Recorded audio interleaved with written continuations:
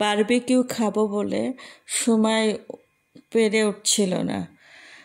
তা হঠাৎ গতকাল আলোচনা করা হইল, আজ খাবে বলে গতকাল আলোচনা করা হয়েছে। আমরা সদস্য তো 30-40 জন, সবসময় বলে থাকি।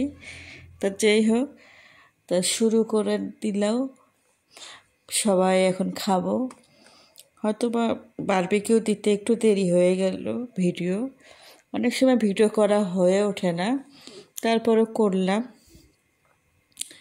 তা বারবিকিউ কী লাগতেছে সেই মশলাগুলো দেখুন।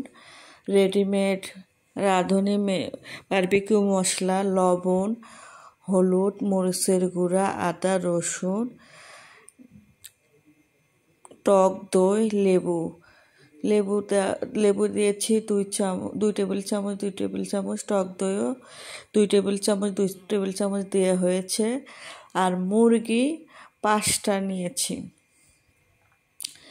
আর কেনার রুটি নিব, নান রুটি, পরোটা, যে যেটা খাবে সেইটাই।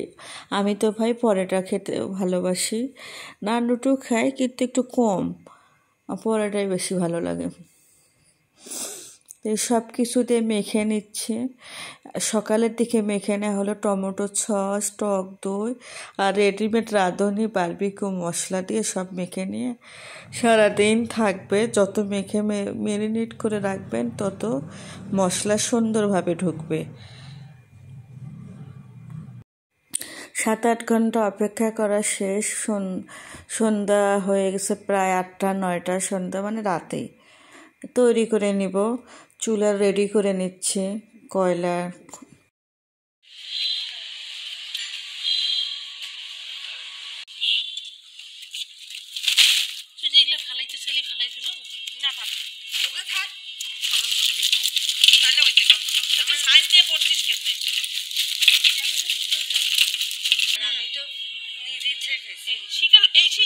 শিখে লাগাইস না, তাহলে কিন্তু গন্ধ করবে। এই যে এখানে একটু রান্না রাখ আবার প্রথম দেয় জালগুলা ওর মধ্যে ভাজা ভাজাই দেয়। এইভাবে ঢাকা থেকে নামছে, নামিয়ে লালমনি থেকে নামিয়ে আর পিছাই দাও। হ্যাঁ কি ভাই ম্যাডাম পড়া শেষ হবে, তারপরে ভাত খাওয়া দাওয়া বেরোবা, ঠিক আছে? আমি দুটো এসে দেখছি বাইরে। ভাই এইবার মতো আচার খাওয়া, এইবার ভাই এক কাপ ক্যাপ করি। কি করছে শুন, বাচ্চাকে দিছে এই যে মধ্যে তেল দিবি না, এই উপরে যে ইয়া করে। হ্যাঁ ব্রাশ দিয়ে কি হইলো রে? হ্যাঁ আবার বলে দিন লাগে কি হইলো? কেন তো কাগজ ফটো আমাদের ওই যে ফ্যানটা নিয়ে এসো যাও। কেন তোর ফ্যান লাগে? যাও ফ্যানের বাতাস দিবে, কয়লাগুলো তো তাতে যাও, শোনো নি তাতে আমার মধ্যে কার্টুন চলে এই খাওয়ার মধ্যে আসবে।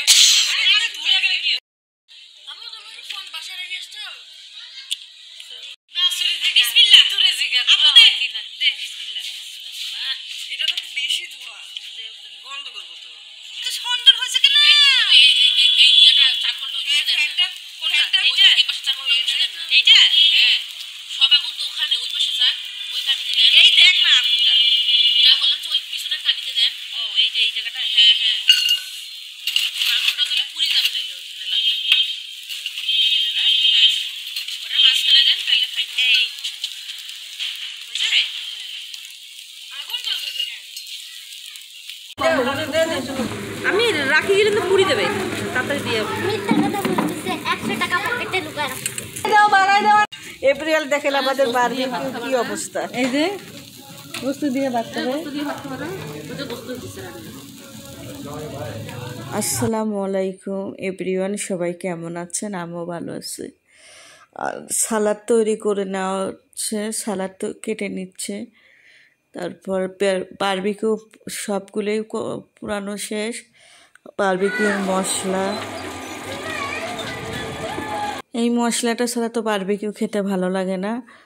এখন ওই যে সালাদ কেটে নেওয়া হয়েছে, তার মধ্যে টক দই, টমেটো সস, চিলি সস, সরিষার তেল, অনেকগুলো কাঁচা মরিচ, বিট লবণ, এমনি সাধারণ লবণ, আর 2 রকমের সস তো বললামই। সরিষার তেলও বলে দিয়েছি, সুন্দরভাবে মেখে নেওয়া হলো। চিনি সেই লেভেলে টেস্ট হয়েছিল, সালাডটা খেতে সেই মজা।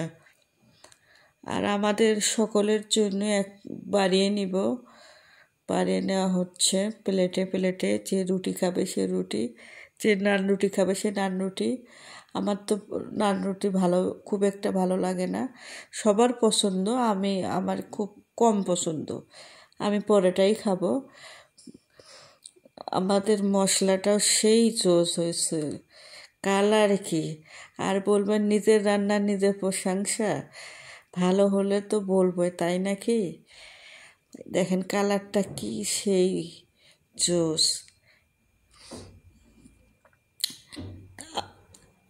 সবাইকে প্লেটে একসঙ্গে বাড়িয়ে দেওয়া হইলো, কেউ ঘরের ভেতরে, কেউ বারান্দায়, আর আমরা চুলায় উঠানেই বসে খাচ্ছি, এইটার মজাই আলাদা।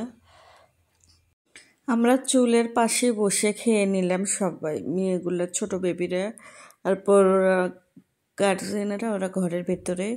আর ঠান্ডা অনুভব অনেক ভালো লাগতেছে। তো খেতে খেতে আপনাদের মাঝে বিদায় নিব। বারবিকিউ খেতে অনেক মজা, এটা তো সবাই জানেন। তা আজকে এই পর্যন্তই, নতুন ভিডিও নিয়ে আবার আসবো আপনাদের মাঝে অতি শীঘ্রই। আল্লাহ হাফেজ, আসসালামু আলাইকুম। তো এই পর্যন্ত ভালো থাকবেন, tata, bye bye, good night.